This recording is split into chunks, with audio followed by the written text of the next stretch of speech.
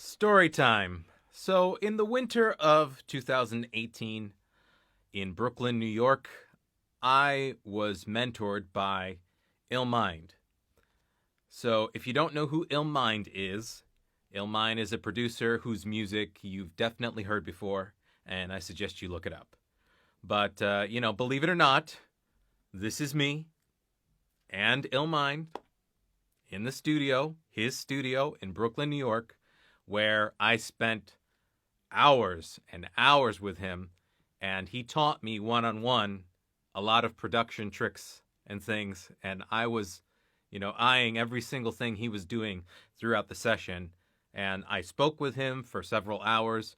We've met on several occasions, and so that mentoring is part of my process and part of how I produce, and I have learned many things from him.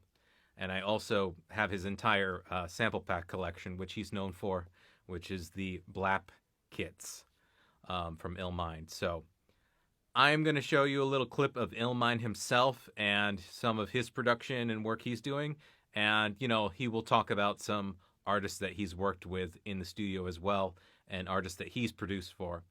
But llmind has greatly impacted my music and my production style, and me being mentored by him has made me that much better of a producer in the process. So check it out.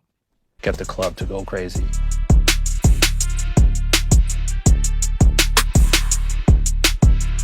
I go by the name of llmind. I'm a music producer from New Jersey. Been producing for 20 years, worked with, almost everyone. Kanye West, Drake, J. Cole, Kendrick Lamar, Lin-Manuel Miranda, Travis Scott, the list goes on. Being from New Jersey and just being so close to New York was a huge influence on my music. All the essence of New York rap definitely influenced my sound big time, and it still does. I grew up in a musical household. My dad was a musician. As I got older, I started getting more curious about playing instruments, and then eventually hip hop, and then sampling, and then getting lost in that world. First intro, pre-hook, hook, verse 2, stuff like that. So I'm going to go ahead and drag this whole section and duplicate it. And then we're actually going to take the kick out in the beginning. So let me duplicate this one more time. So we have 3 sections.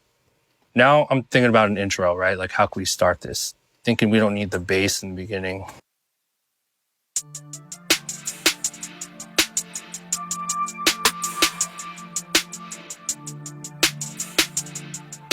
I think I want to cut this entire second section and just have that happen later. So I'm going to use my pen tool here, cut there, cut there. I'm going to cut this entire section.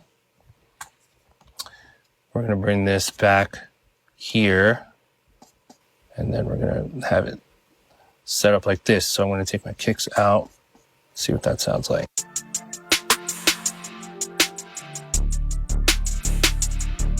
Drum roll kind of fills.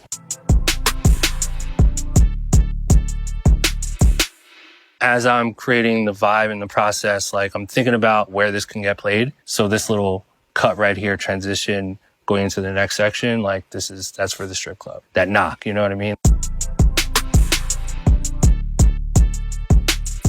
All those little details that you incorporate in your beats, they all matter, right? And that's such a simple thing to do, but just a little detail like that can just get the club to go crazy.